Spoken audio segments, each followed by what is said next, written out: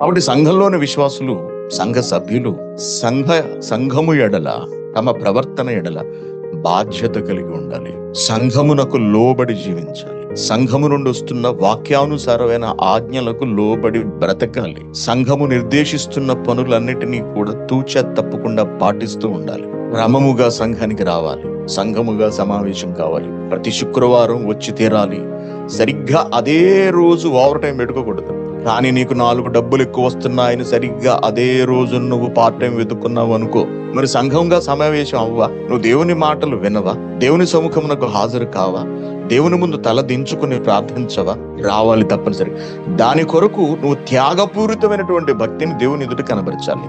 ఇదిగో తండ్రి, ఇక్కడ నేను ఈ పని చేసుకుంటే నాకు ఇంత ధనం వస్తుంది, అయినప్పటికీ కూడా సంఘముగా కూడుకోవాలి అనే మీ ఆజ్ఞ కొరకు నేను నాకు వస్తున్న ఆదాయాన్ని విడిచిపెట్టి మీ సముఖమునకు నిలబడ్డాను. మీ ముందుకు నేను వచ్చాను.